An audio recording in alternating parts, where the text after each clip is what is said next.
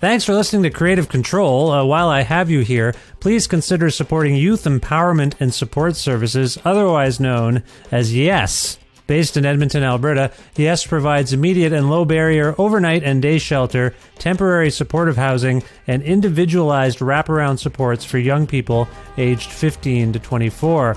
They work collaboratively within a network of care focused on the prevention of youth homelessness by providing youth with the necessary supports to stabilize their housing, improve their well-being, build life skills, connect with community, and avoid re-entry into homelessness. Learn more about how to donate or otherwise support YES by visiting yess.org.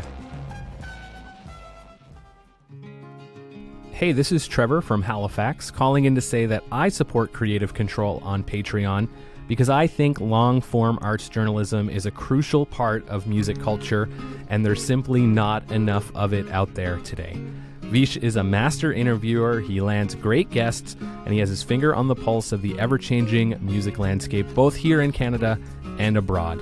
For all of these reasons and many more, I think you should support Creative Control on Patreon too. To make your flexible monthly donation to Creative Control, please visit patreon.com/Creative Control today. I'm Visha's wife, and I will love him no matter what you do. And now he has me on the record saying that.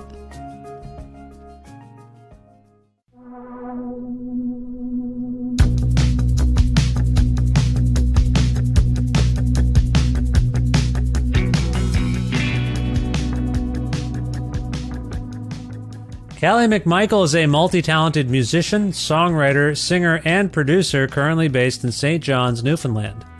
Originally from Peterborough, Ontario, McMichael turned heads in music communities in Guelph and Toronto, both in her own pursuits like Rouge and Renders, and as a collaborator with the likes of Sarah Harmer, The Burning Hell, and Gentleman Reg. On May 21st, 2021, McMichael released her excellent debut album, Waves, which was subsequently selected as one of 10 Canadian records to be nominated for the 2022 Polaris Music Prize, which will be awarded on September 19th.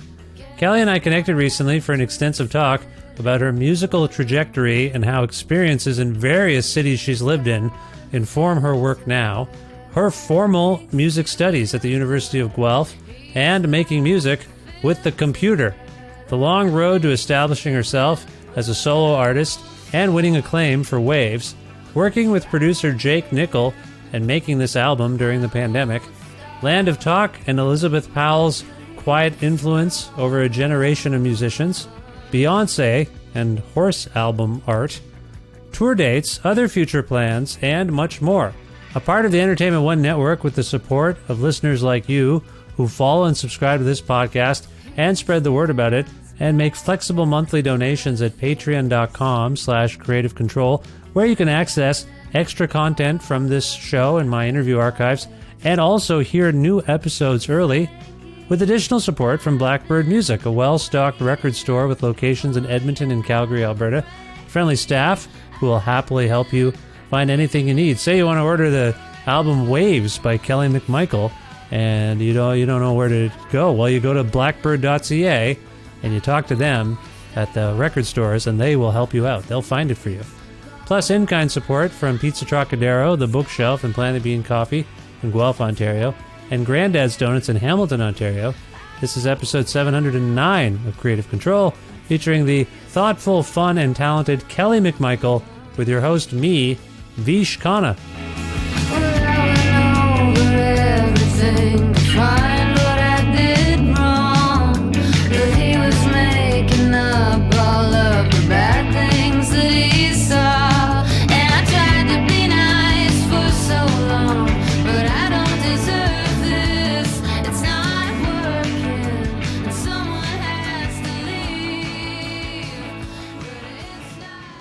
Hi, Kelly. How you doing?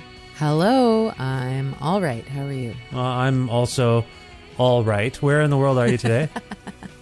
I am in St. John's, Newfoundland. Oh, St. John's. I miss it so. Do you remember when I used to... How long have you been there again? I can't remember. Because we knew each other in Guelph times, right? Yeah, a long time ago. Yeah. Yeah, that's going back going back to like 2000. We probably met in 2007 or something like that, maybe. Sounds about right. Yeah, is that when you got there? That's when I like started playing music in Guelph. Okay. Yeah, and like going to kazoo shows and stuff like that. Right. Which was for those listening, kazoo is like a local concert promotion entity collective, really, actually. And they just did their final kazoo fest in what month was it? In July, I want to say it was. Yeah, I forget. Yes. You were there for that, weren't you? No, I wasn't at Kazoo Fest. Okay. This past year, Sappy Fest. I was at Sappy. Yeah. I connect a lot of these are some of my favorite festivals. So sorry if I conflated the two. Anyway, so that's when you started playing music in Guelph, and that's probably I was also active in the music community then and. Up until I left the city, really. When did you get to Guelph? I was going to university there between, I think, 2004 and 2008-ish. 2005, 2009. Okay. Maybe. Okay. Yeah. What was your course of study, though? I was actually majoring in studio art or fine art. Yeah, doing painting and... extended media, they called it, but that was sort of like conceptual art and beyond. I see. Which was really, really fun, yeah.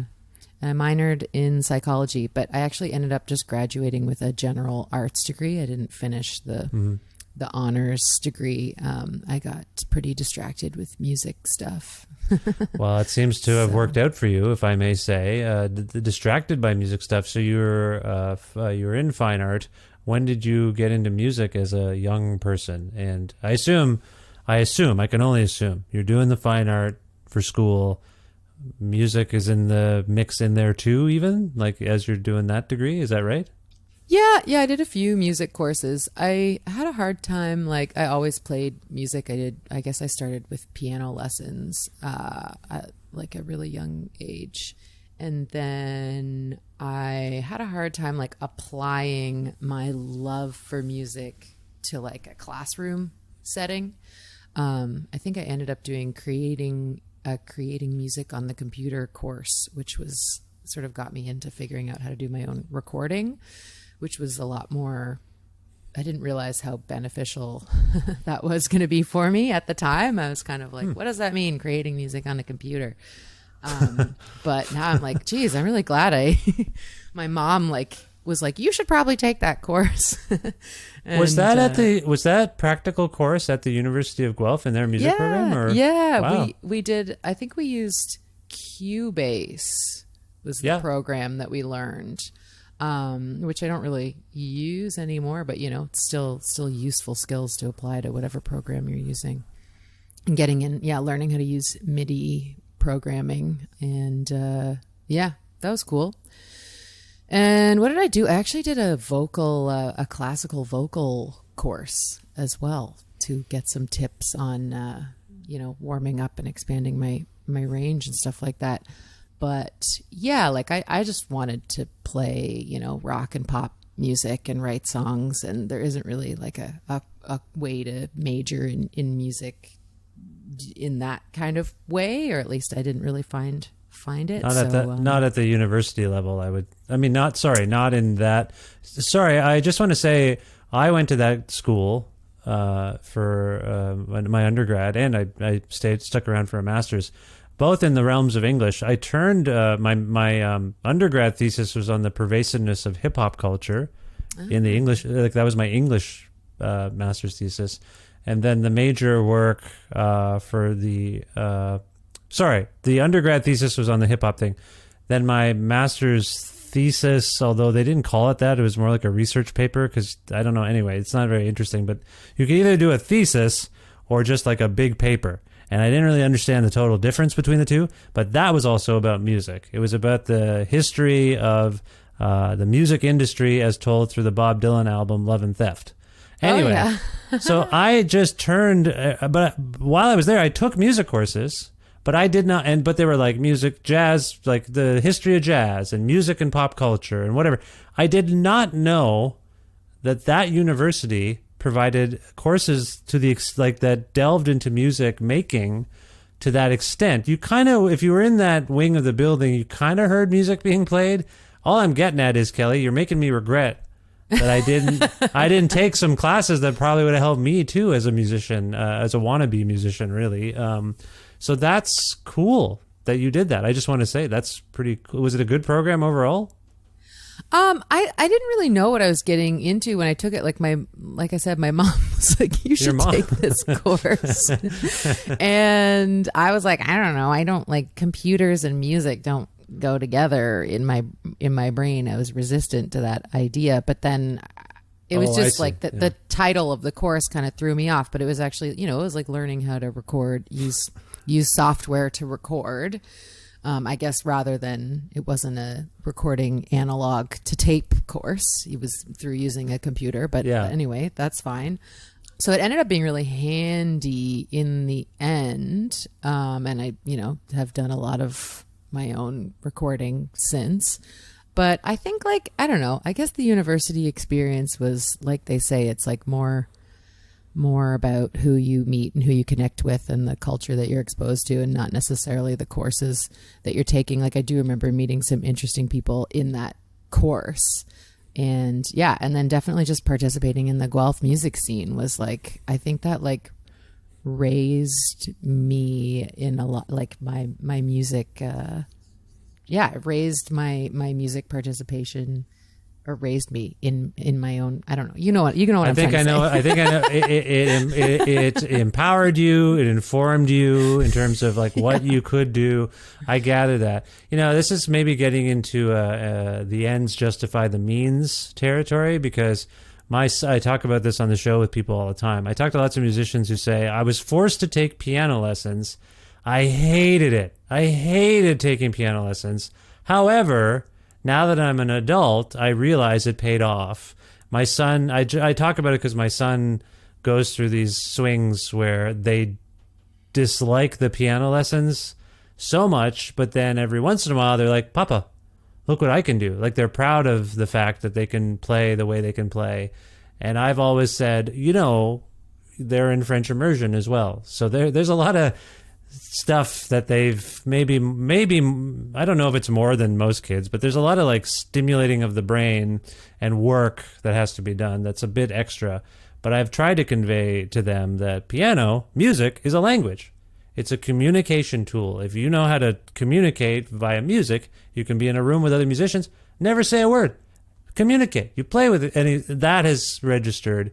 So I bring this up because I wonder, did you have the experience of I hate these piano lessons so much, I don't want to do it. Mom, why'd you make me take this Cubase course? I hate it. And then now you're like, oh, this is all paid off. Are you in that zone at all, or did you love piano the whole time? I would say for the Cubase course, yes. For piano lessons, I actually was super lucky. I had a piano teacher who was very flexible with me and willing to do it my way and work with what I wanted to do, which was I clearly really loved playing and had a great ear, but I didn't really want to spend time on working on the reading notes. The work. And yeah, I was really bad at reading reading music. That's what I encounter with my son. Doesn't really want to put the practice in the work. And so then in my case, it's just this is a work ethic thing as much as it is you don't like I say, they like it. I think they like it and are proud of it, but they're not seeing how the ends justify the means yet. It's just I got to practice every day. What the, sorry. You had a bit of that, it sounds like? Yeah. I mean, I just struggled with trying to read stuff. I just wanted to use my ear and not have to make sense of these notation things that they just seemed not connected to music in my brain. So making that connection was really difficult. But she was Sister Mary, she was a nun actually. Wow. Was really she was really flexible, luckily, and let me I remember at one point being I only wanted to learn songs in minor keys as like an 8-year-old. I don't know why. That's what I wanted. You were a sad country song loving 8-year-old. Maybe is that what happened? Not country, no. But I don't know. I just liked minor keys. So, but she would find songs in minor keys for me. Oh, okay. And then when I wanted to learn Sarah McLachlan, she found Sarah McLachlan sheet music for me. So I just had I guess I had a good piano teacher that kept, she did push some of the reading theory stuff. And I actually did later on, I realized that I could have had more theory. Like I think she avoided the theory because I was so resistant to reading music. But later on when I was like trying to communicate with other people about chords and this and that and learning like the 1 and the 4 and the 5, like I was like, okay, it would have been good to have some theory. Yep. Anyway, so I caught up with that later, but right. I see. So you mentioned Sarah McLachlan there, and you chuckled a little bit, but I'm curious about the other part of the equation here is what spurs someone like yourself to actually start thinking they can learn music and thinking they want to pursue music in that regard. Do you remember, was it just your mother again, or your parents, if you will, saying, we think this will be good for you? Or did you say, as a child, I like music. I like these artists. I want to figure out how they're doing what they're doing. Can I take music lessons? Was it your own self-propulsion, or was it some sort of external, like, yeah, you should probably do this? I think I just like took to, apparently they had like this little toy piano thing that I just was like banging out songs, like apparently at like 4, I was like playing Twinkle Twinkle Little Star, and they were like, how did she do that? Like, that's great. She's really like into this. We better put her in lessons. So I think I just liked it. Like I really did just play piano like every day. On your own. And on my own. Of your own volition. Wow, that's great. Yeah. So I just luckily had that. But I just liked to play, and I loved music, but I didn't really I didn't really sing in front of anyone until I was like 16 maybe. And I thought I was actually maybe going to be like an accompanist or like, play piano and sing backup for other people. And I liked like arranging and writing stuff, but I didn't think I was going to be like a rock and roll lead singer person like I apparently am now. So it still sort of surprises me sometimes. It's an interesting observation, because if I think back on my experience seeing you play, often it was as an accompanying someone. That's a hard word to say. Yeah.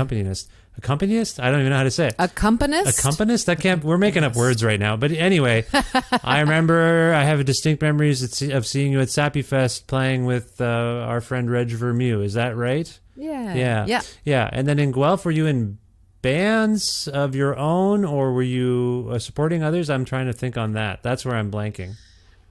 Guelph was sort of like when I started, I had a band called Rouge. Yes, of course. Jess Tollefson. Yes. Yeah. And I was like, I was too shy to be like a lead person, but Jess kind of helped encourage me to like co-front a band with her. I wouldn't do any of the banter. I was too nervous to talk to the audience. But somehow, and then I played with Reg, and like somehow over the years, got a knack for performing as the front person. I was always like writing my own stuff. I just didn't really perform it or didn't get my own thing going without someone else kind of like holding my hand for a long time.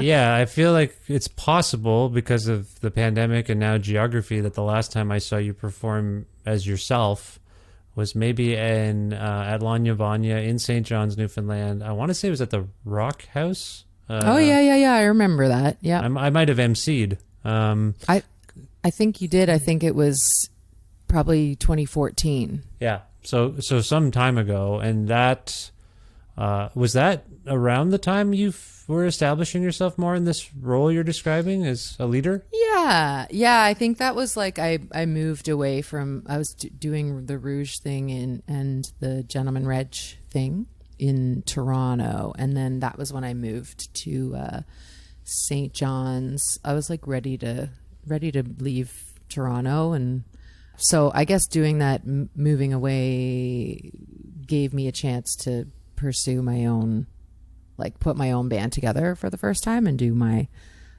songs. Yeah. So that was like pretty early on in me pretty early on. Yeah. That. I think if I think on it, I was a bit surprised because I just didn't know you as a lead, like as your own thing, if you will. Mm-hmm. But I remember liking it. It was cool. And I also, like, if I think on it now, you are I'm trying to get you a sense of this because it sounds like you were nervous in Guelph, but acknowledge that it was a pretty supportive community of music and creative people. Is that how you felt?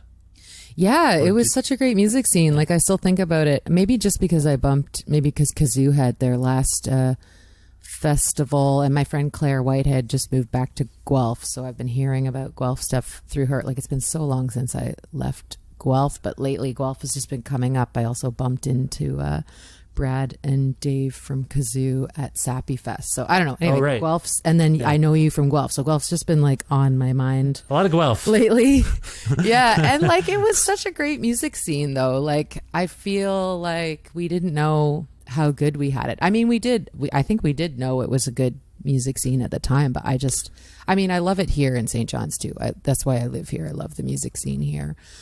But that's kind of what I was getting at though, because you were also in Toronto, which has a rich music scene, but it can get a little fractured. Did you feel as connected in that city with people? I mean, Reg, obviously, being in Reg's band would have probably helped you make connections and whatnot. But did you feel as part of something in Toronto as you have as you did in Guelph? Oh, by the way, I want to get to St. John's in a minute. I'm just trying to do some sure. Just establish where you've been a little bit. But was Toronto good for you as a musician? I mean, certainly, I think being exposed to different scenes and obviously being in the big city, like the biggest music mecca in the country is, that can't be that's a good thing to experience that and to see what's going on there. I think sometimes it's like overstimulating because there's so much going on, and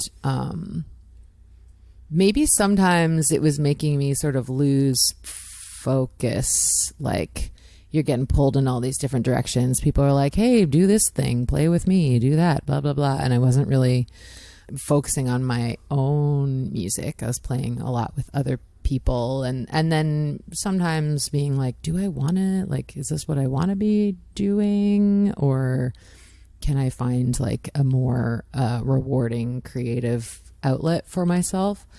And then there's kind of weird politics of just like big city, who's cool politics that kind of was bugging me a bit. Like, it's weird. It's either quite welcoming or completely insular. I mean, I guess it can depend on which scene you have decided is cool and want to be a part of, and which one you are a part of. And that's like this isn't on you, but this is how kind of coolness and credibility in music scenes happens. It's a bizarre thing because it's just kind of random.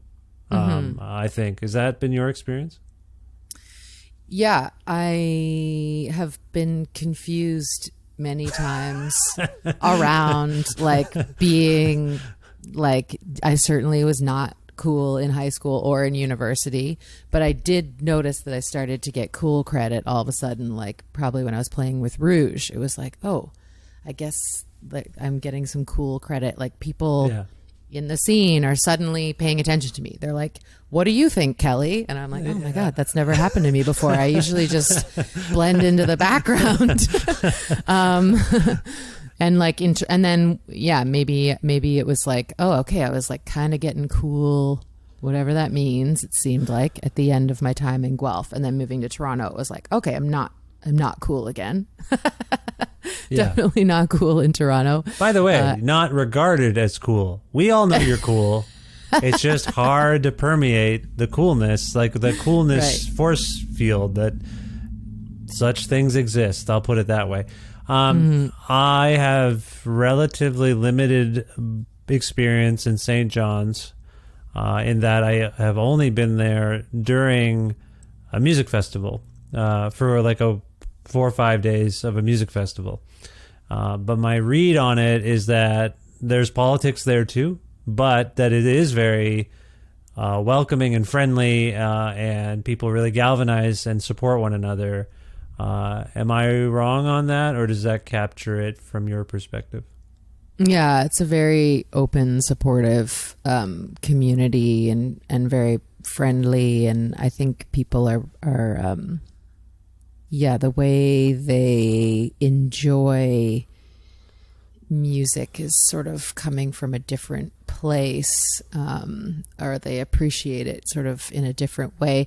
Now, sometimes I miss the intense, crazy, wild stuff that would happen in Toronto that you won't see here because it's a smaller community and people are maybe like a little bit worried that their relatives are in the audience or something. So like in a big city, you're gonna get people taking crazy risks on stage and doing wild things. Aesthetically, it's different, is what you mean. Like people will just be like on a loud, ferocious band or something like that, and in St. John's it might be less so. I think like bold, racier, maybe like expression of sexuality is maybe different. There's no hidden cameras coming out of St. John's probably, or something like that. That's a horrible, maybe that's a bad comparison, but I think it's a little more mindful of manners and not trying to alienate people. Maybe, is that it? Like not putting it all out front like that in your face? Yeah, I don't know. I've wondered, and like, yeah, I don't want to seem like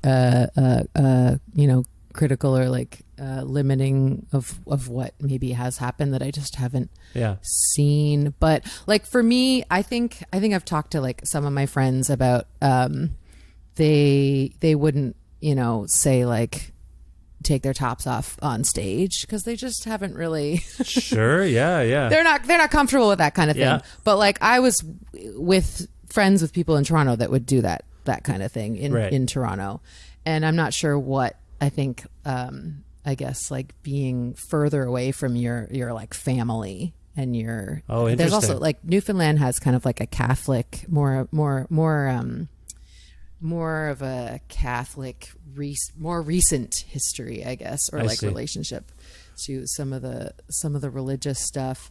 And so I don't know, maybe anyway, now I feel like I'm speaking to something that maybe I shouldn't be. Well, all I'll say to this is I've been there. I've staged a comedy talk show there frequently, and it's some of the warmest reception to humor, and in some cases just boundary pushing stuff, like just whatever we want to talk about. Sometimes it backfired, but that's on me.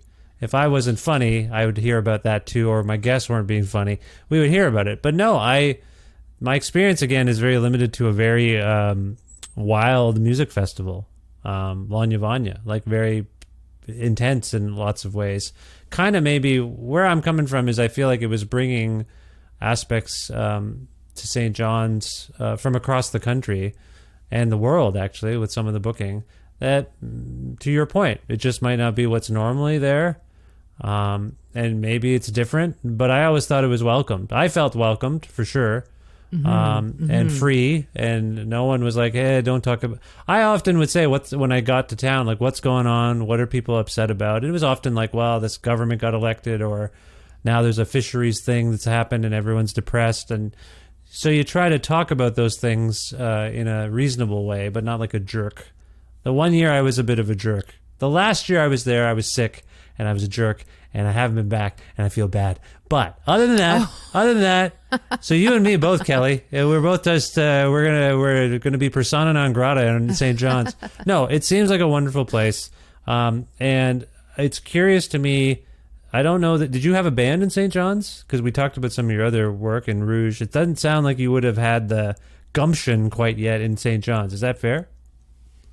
When I first, well, okay, so to expand on, I guess what I was getting at, I don't mean like people aren't receptive to that kind of thing. They love it. Like they're completely receptive. It's just I don't think they feel as free to do it themselves, to like take their tops off on stage. But like when I've taken my top off on stage, they love it. Okay. I don't know I can't really speak to that speaking point myself with any level of comfort, but I appreciate that that's the case. I'm not going to see, if we were in St. John's right now and this happened on the talk show, I'd probably make an off-color remark, but I don't actually feel comfortable in Alberta making an off-color remark. No, I know what you're saying. It's not that staid. They seem eager for wildness. To be honest, like the shows, every concert I went to, people went bonkers. They seemed excited that things from away were there. Because I assume it's special every time a band comes to town, because it doesn't happen as regularly as it might in Toronto or wherever, or Guelph. So sorry. We love St. John's. It knows what it's doing. Good people. I agree with you. I have not had a bad experience there. I want to talk about Waves, because first of all, congratulations. You've won, was it an East Coast Music Award? Is that what you've won thus far? Yeah. That was Best Rock Album. What do you make? Who are you? Okay, let's just get it out there. Who are you up against? Who are you surprised you beat? You know what? I actually wasn't familiar with a lot of the artists. Oh, okay. I can't even really remember who else was in the category right now, but my brain's very full and you know what? Mushy these days. Congratulations nonetheless. I just am curious, because were you surprised? Were you surprised with the victory? Yeah, I was surprised. I had a clue I thought maybe I was going to win an award, because they did ask me to perform at the award ceremony, and I don't know if that's, sometimes that's a tip to whatever. Maybe look at you, seasoned music industry vet. Oh, I know what they're doing by asking me to perform. That's funny. No, that's great. And then you've got this Polaris Music Prize nomination as well, a shortlist nomination, which is pretty much, other than winning, that's the best you can do. Congratulations on that as well. Did that surprise you? Thank you. Yes, that definitely surprised me. I'm probably the least known artist on the shortlist there. It was an independent release that I put out myself, and based in St. John's, you don't always make it to be considered, and up against the people that have been around in the big leagues for a while. Arcade Fire and The Weeknd were on the long list too. So seeing my name on the top 40 next, on a list with them was pretty wild. So when I found out about the long list, I was shocked. And I did not expect that. And I did not expect to make the short list. So I'm kind of still in shock about it, honestly. Well, it's well deserved, if I might say. We have been going to the beaches rather, not the beach. We've been going to a few beaches in the minivan, the family and I, whenever the weather and the time permits, and a couple of vacation things as well. We went to Drumheller to look at all the dinosaurs. Anyway, your record gets requested in the car. It's been a car favorite. My wife loves it. The kids like it. I can't tell if they love anything anymore, so I undersold that. I'm sorry, but my wife really loves it. I think the kids like it. My son thought it reminded them of something, and I can't remember what it is off the top of my head. All to say, great driving record. Is what I've learned. I often reach for it. I did it last weekend when we were coming back from the beach. I put it on. My point is, I don't even know what my point is. Congratulations. It's great. Let's, for the benefit of those listening, can we talk a little bit about its conception, how it was made, and then I want to get into some of the lyrical themes, because I find them very interesting from my vantage point. I see, and I'll save this part for later. What I was going to get to is the conception. How was this made? Where was it made? Who did you work with?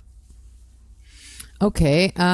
So I had a lot of songs lying around, and I had been working on an electronic project called Renders. So I had my rock band that you saw that we talked about. Yep. It probably started in 2013 13, I think. And that was when I moved to St. John's. Did that for a bit. Then I decided to do this electronic solo thing called Renders. And yeah, I'd put out an EP with my rock band. I'd put out an EP with Renders, the electronic project. Nothing was really getting a lot of traction. And I was like, I don't know, maybe I'll be a producer. I don't know. It's not really working out for me to like push my own band, but I really want to do something music related. And I sort of ended up like, I don't know, I was playing in cover bands. I was like, I just want to play music, so I'll do whatever I can take. I was playing in other people's bands. Ended up recording with my friend Joanna Barker. I was playing in her band, and I asked her if I could produce her record because I'd never produced for somebody else before, and I really wanted to try to do that. We recorded with Jake Nickel. So he has a studio downtown St. John's. He's a great musician, drummer, multi-instrumentalist, songwriter. Jake and I hit it off working together really well. And Joanna is a good grant writer. And she was like, you should make an album with Jake. I'll help you write a grant. Nice. And so she got a grant. I'd never really had much money to work with, and don't really have the grant writing skills. Don't have the band leadership skills or whatever, or didn't have a big strong drive to like carry all that. Sure enough, that's fair. I understand. I get where you're coming from. Yeah. So with a little encouragement, I had started performing more and kind of was like starting to get some traction in the community. People were like enjoying hearing me play, and I was getting more gigs and got a band together that I really loved. Everyone, it was just like a really nice combination with Sarah Harris, Jake Nickel, Maria Petal, and I, and we recorded this album. Jake has like a super cool, very DIY, small studio with a lot of retro gear, things that he finds, and sort of, I call him like an inventor. He's kind of like a Leonardo da Vinci type. Like he's like taking stuff apart and putting them back together and fusing them to develop like new bizarre recording techniques that I don't understand. A lot of old analog gear and like recording to tape and using tape effects like chorus and saturation and delay, carbon delay, stuff like that. Yeah, I don't really understand some of it. We should say a couple of things. One, you compare him to Da Vinci. He's also very handsome. He's handsome, so I would say he's also like Leonardo DiCaprio.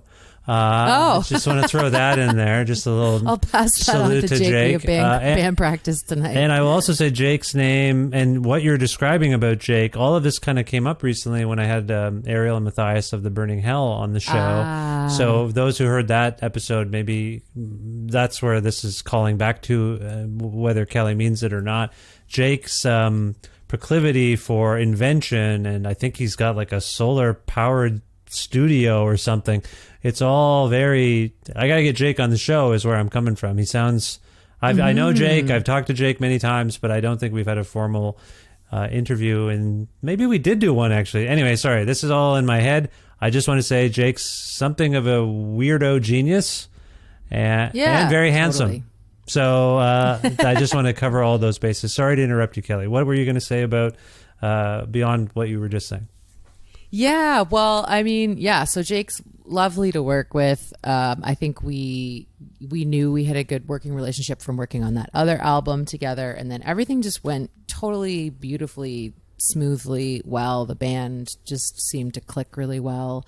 I had these songs lying around that a lot of them I had played with a band before. I had some like demos, a lot of demos that I had made myself. So anyway, getting the right band together to play those, I feel like we tracked it all and captured the songs fairly easily. Like it was kind of like a nice, good flowing process, great vibes. And then I got asked to go on tour with Sarah Harmer. And so we put that on pause for a bit, finishing up the record. It was mostly tracked. And then the pandemic happened. And Jake and I were both stranded in Ontario. I was on tour with Sarah Harmer. He was on tour at the Burning Hell. We both ended up like moving back to our parents' places temporarily, like because we were just, away on tour. Oh, are He was your parents in Ontario? I just assumed they were in... My parents live in Peterborough. Yeah, I'm from Peterborough, Ontario. Oh, I thought for some reason you were from St. John's. No. You moved there. I just assumed you were moving to be closer to home. Sorry, I missed it. I missed that part of the trajectory. And I don't mean to sidetrack us, but why St. John's then if you don't have roots there? It's all very confusing. Yeah, I mean, I just loved the music community. I had like a reason to move here because of someone I was seeing at the time, but I see. That's long in the past, and I just loved it here, so I've stayed. Yeah. Okay, sorry for the sidetrack. Okay, so you were stuck in Ontario. No, that's okay. So yeah, it's kind of a long story, but we were stuck in Ontario being like, how are we going to finish this record while we're in lockdown? He was on his parents' farm near Waterloo. I was in my mom's house in Peterborough. He basically like built a new studio, and the camper, the solar powered camper is part of that. So he had a new studio that he kind of put together. He had to like buy some parts and get like our friend in St. John's to like ship him some of his recording equipment. Luckily, he had some of it with him from a project that he was doing in Italy right before lockdown. Blah blah blah. Anyway, this is like built a new all studio. Around the world story. Wow. Okay, Italy is. I was not expecting Italy to be invoked. Okay, got it. Yeah, Italy, got it. Italy's in there too. Yeah. Anyway, he built a new studio. We got around to being able to like finish the last few tracks, and then we were mixing through lockdown, and finally it was finished with the help of Jose Contreras of By Divine Right. He mastered it. He was also great to work with. So yeah, it didn't get put out until May 2021, but we recorded most of it in 2019. I see. Okay. And a lot of the songs had been lying around. So a lot of them were like 5-6 years old.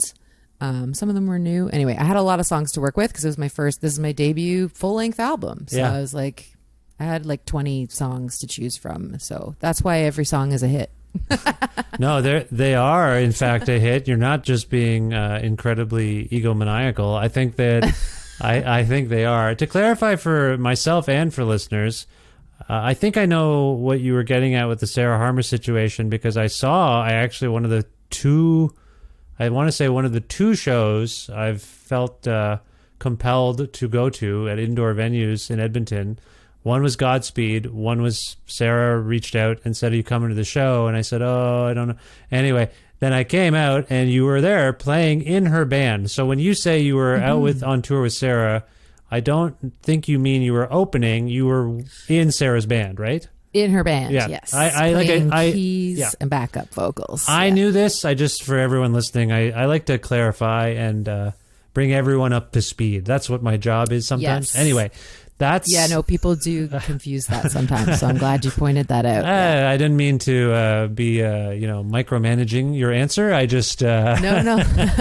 Anyway. Good to clarify. So that's a fascinating trajectory. When I hear these songs, I was trying to pinpoint whether, like, to me, knowing your history, it feels like you had probably some ideas that were pent up for some time. I was trying to follow what you were saying there. If you were to kind of figure out when the songs on here were first written and when you started this process, can you talk about that in terms of like literally like how old the oldest song is? And also what I want to get to is maybe your mindset, because I hear a range of emotions throughout this record as you're singing.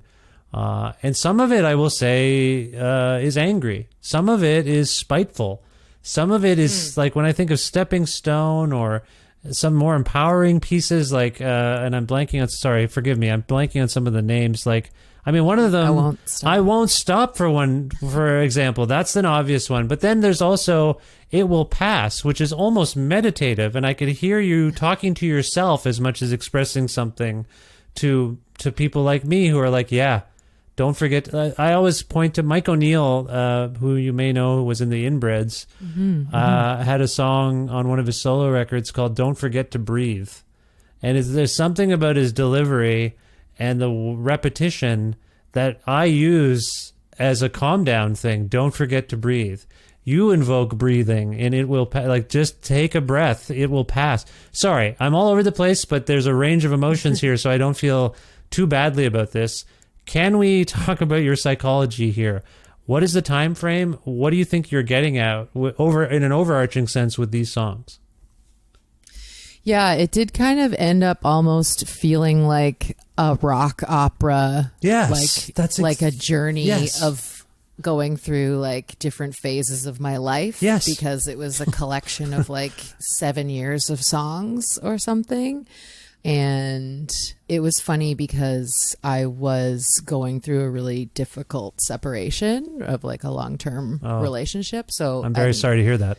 The songs were kind of spanning that relationship. And so I was strangely kind of finding new meanings in the songs and like rewriting some of them to kind of like reclaim certain parts. But then some of them don't have anything to do with that. They're just, old songs. Like She Makes Men was just like an old kind of funny little song about like a couple friends in Guelph. What is going on in that song? I just need to know, because it gets in my head, but it's a weird thing to sing to yourself.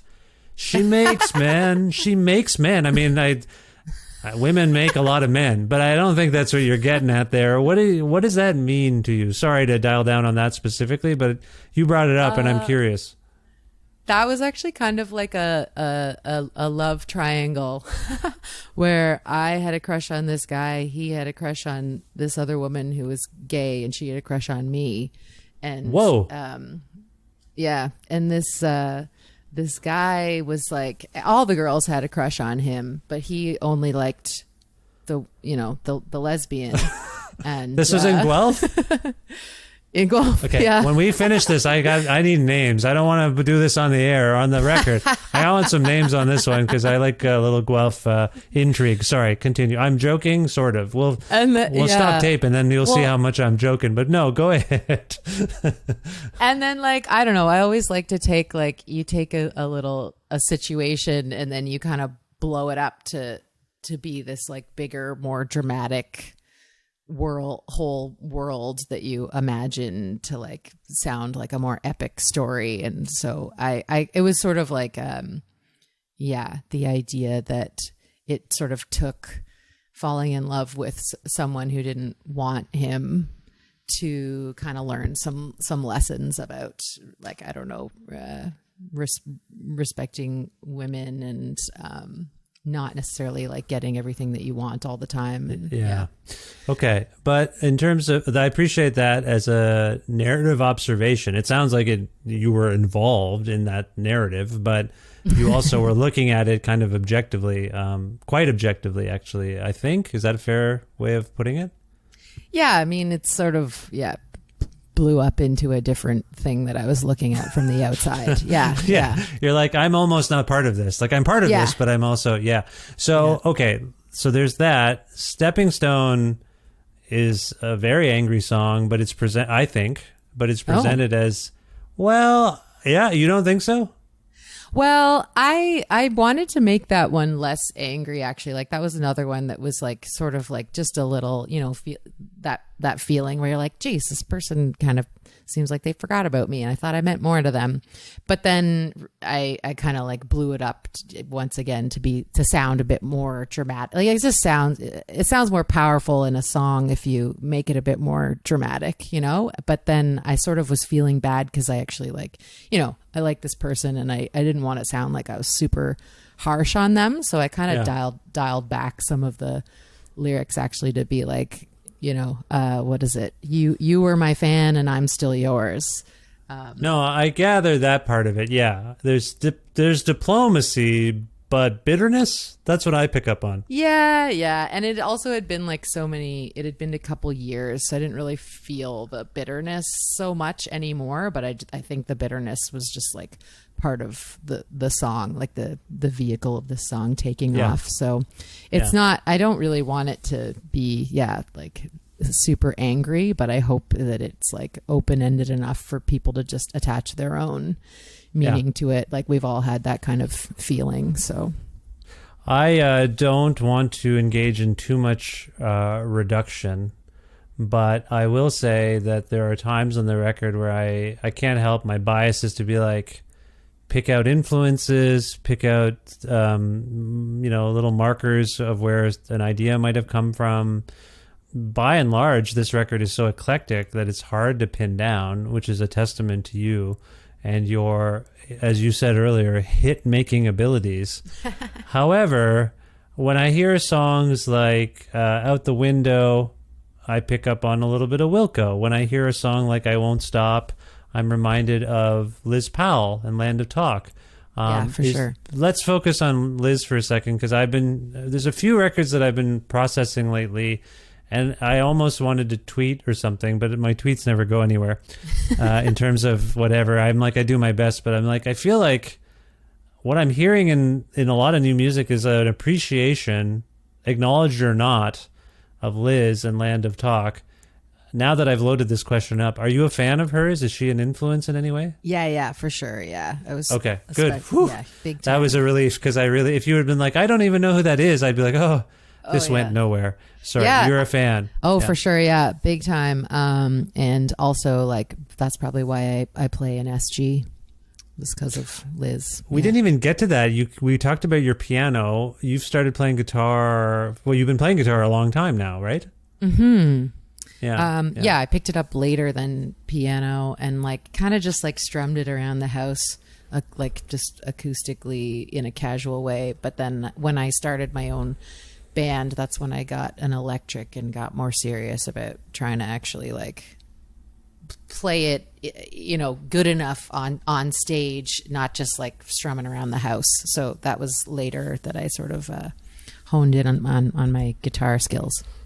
Okay, so would you agree with my premise that I Won't Stop in particular might owe a little bit to Liz or Land of Talk? Yeah, definitely. I think that's right on the money. And I remember when I was writing the bridge for that song, I was like, oh, this feels very Land of Talk. Is it like too Land of Talk? I don't know. I was definitely feeling that vibe. Yeah. I think of it as a respectful homage. I don't mean to make this all about Liz, but briefly, do you feel like she's unheralded? Do you also feel like, from talking to your peers, that she's more influential than maybe some of us realize? Because I think so. Yeah. I love Liz. I've known Liz a long time. I love her music. I love her personality. And so I'm a fan and a friend on some level. We just, from Guelph stuff, like one of the first people I encountered. Sorry, back to my question. Do you feel like she gets enough cred for the work she does? Ooh, enough cred. Yeah. What's enough cred? I don't know. Sorry, let me reframe that. I think I had it worded better before. Do you think among your peers there's more respect for her beyond, like, there are household names, right? Like, that we encounter, and everyone's like, oh yeah, that someone makes a record and it pervades the culture in a way where you start to hear a song influence how commercial jingles sound and whatnot. What I'm getting at is, on a much lower profile, I think Liz has had that impact. I think, but you're ear to the ground. You're playing shows. You're probably talking to musicians. I guess I wonder, are people talking about Liz? Do people in your world like say, oh my God, every Land of Talk record is a monumental event? Like, is any of that happening, or am I out to lunch? It does seem like it's a smaller crew, like it's a smaller selection of people that should be than what should be talking about her, but they're all so hardcore. That's what I'm getting at. So it's like less people than it should be, and they're all obsessed with her. Yeah. Thank you. Or like I shouldn't say obsessed with her. Obsessed with her talk. This is what I'm getting. That encapsulates what I was sputtering on and trying to say, because that's what I think. It's a cult, if you will, but it's a rabid, like, they love her, which I appreciate. Mm-hmm. And when I hear a song like yours, I'm like, yeah, that's it. That's the love coming through of an artist respecting an artist and playing a song that clearly, I'm glad you acknowledge it. Like, to me, I'm like, this owes a debt. It wasn't too much, by the way. I'm not trying to suggest anything other than, I think, love. When you emulate an artist in any way, unless you're being an asshole and just trying to rip them off, it's love, and I think that's where I'm coming from. Yeah. Okay. Yeah. So, in terms of the songs, I know I'm asking you to speak generally. It spans, like you said, 7 years of your life in terms of experiences. At the other end of it, it's done. It's out. Except There's now a deluxe edition with a new song, not only a new song, a lead track. That in itself, I find fascinating. It's not that you just re-release the record with this happens all the time. And for those who don't understand, Waves came out, and now there's a deluxe edition, which is a relatively recent release. And tacked at the end are some live solo renditions of the songs. But there's also, Kelly, am I right, a song that wasn't on the original track list? Is that correct? Yeah, it was recorded, and I wanted it to be track one when we were recording, actually. So it's from the same sessions of recording the album.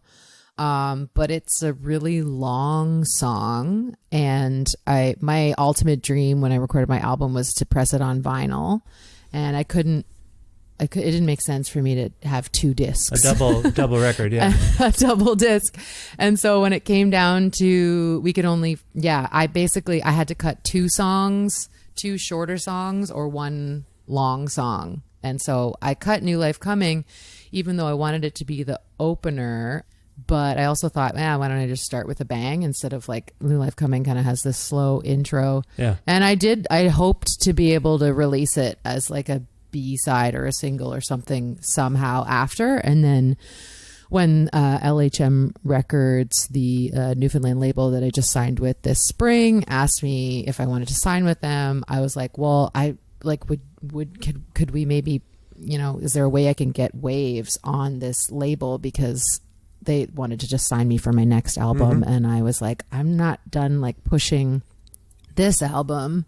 And I did it all by myself, and it's been like a crazy amount of work that I'm not sure I can keep up with a lot of the time. So I was like, maybe with you guys helping me out, we could still do one last push of Waves. And so anyway, that was our way of me joining the label and giving another push for Waves. And luckily the timing was good with the ECMA and the Polaris stuff. So it's like, okay, I was right. This album deserved to be pushed a bit more. I love being right. I love being proven right. I can tell in your voice you like it too. Told you. No. You should, if I may offer one piece of advice that you can ignore completely and probably will. You should like a Rolling Stone New Life Coming and release it as a 7-inch over 2 sides. That would be incredible. That's what happened with like a Rolling Stone. They put it out. It was too long for the radio, so they had to split it up over 2 sides when it first came out. All I'm getting at is single. You put out then you got a deluxe record. If and when it wins the Polaris Music Prize, you're going to have all sorts of money. I'll tell you this. Repress package it. It's like a new edition of Waves. New Life Coming is the single, because we didn't want to do a double. Anyway, this is a dumb idea. I'm just saying that would be great. I would collect those things, is what I'm saying. Anyway, I wish you. I'll think about it. I wish you so much luck with that thing, and I know it can be a distraction, but I hope it's actually the Polaris thing. I hope it's helping you in some way. I imagine it has already on some level, in terms of recognition, exposure. Are you finding that? Yeah, I don't really know what it all means, but I've certainly had a lot of interest for like interviews and stuff like that. Yeah. So. Yeah. Just to be clear, you and I were meant to talk before the nomination. We started a chatter, and then it just never happened until now. I'm not some Johnny come lately here, is all I'm saying. I was like, yeah, let's do it, but I was just trying to figure out my schedule. Anyway, no, I'm very happy that that's happening. The more people who know about it and know about you, I think the better. You alluded to the fact that this... Oh, by the way, sorry, this label, would we know who's behind it? Anyone I might know?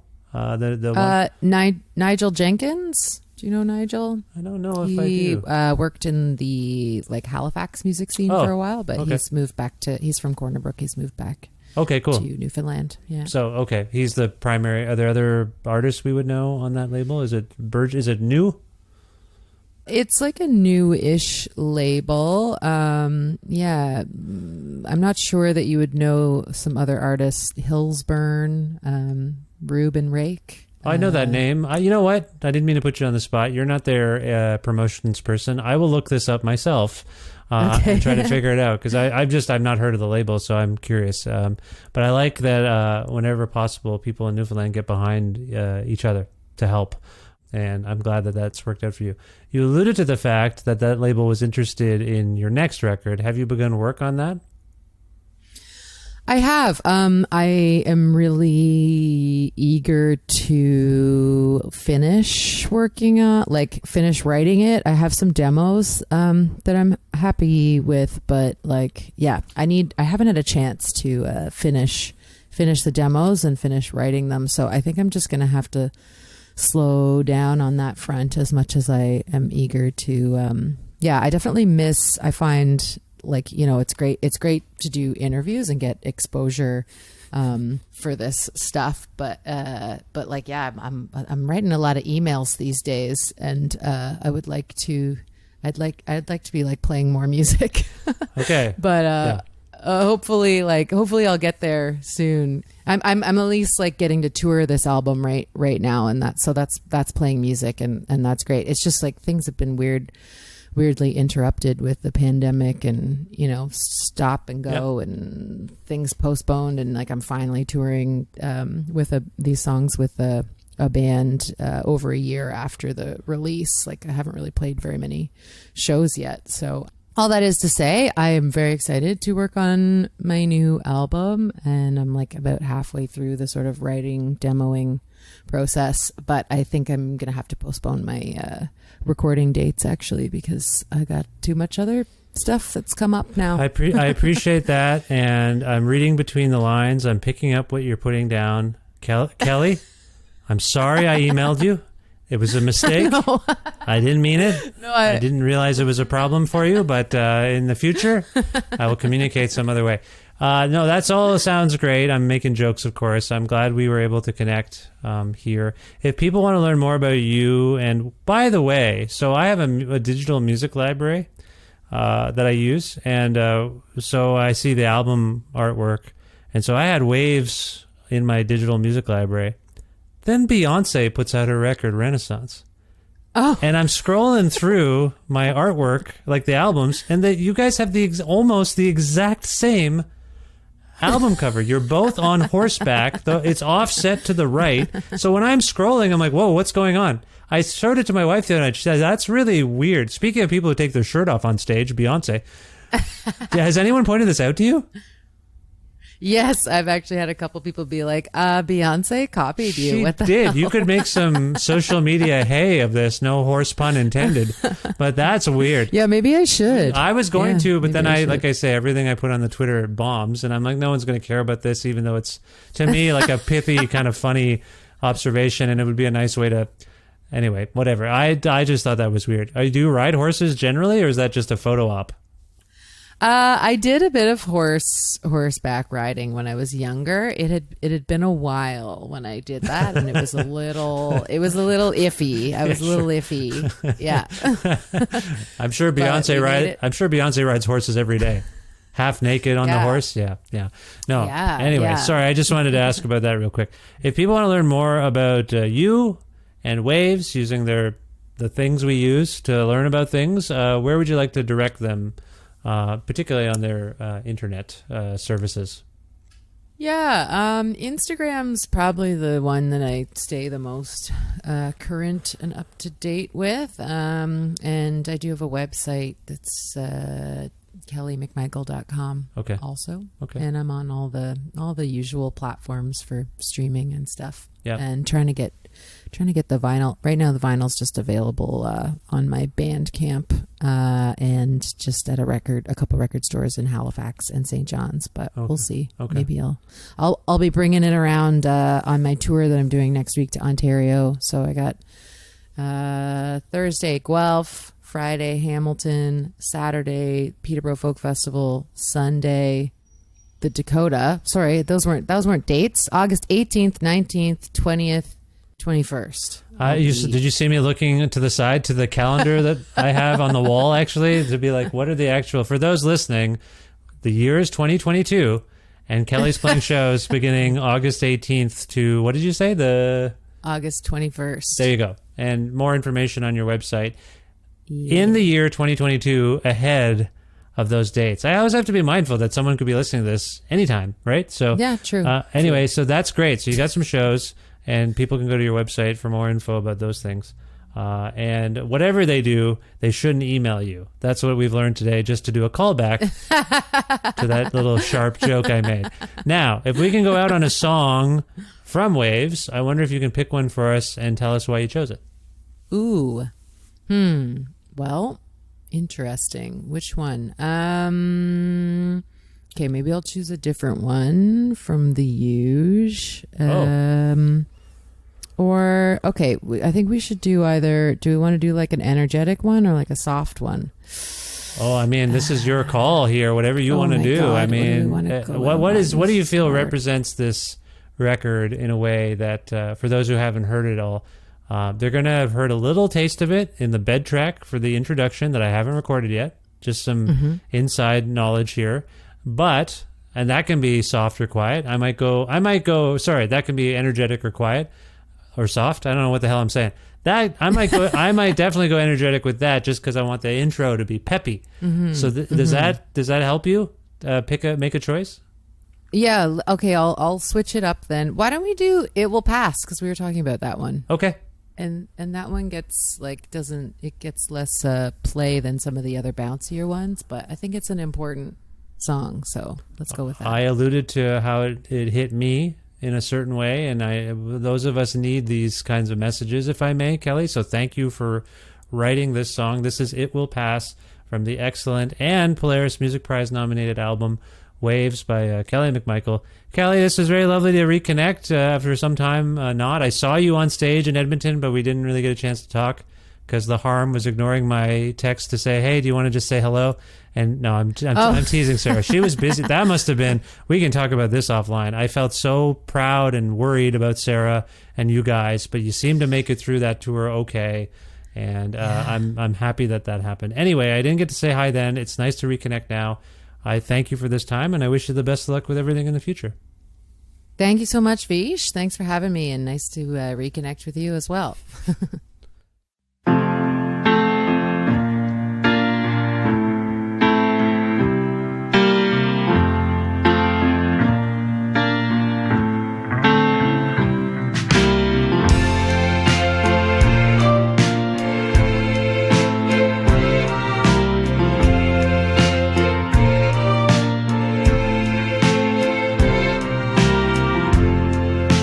Take a breath, it will pass. Call a friend, it will pass. Wait it out, it will pass. Draw back, and when it does, you'll forget all your pain. So far back, you can simply carry on. It will pass. Shake it off. It will pass. Go outside. It will pass. Go to bed. So if you're down, just wait for us. 'Cause life is full of murder and chaos. Life is strange. Who is sane? Love is lost. Love is gone.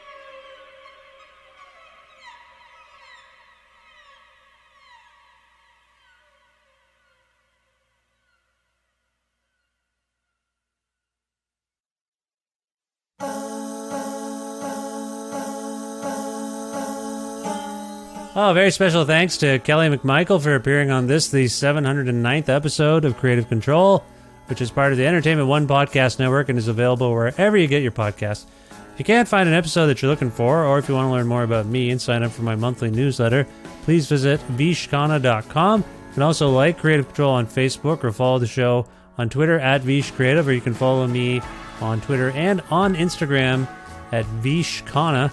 Also, please visit patreon.com/Creative Control to make a flexible monthly donation to sustain this podcast.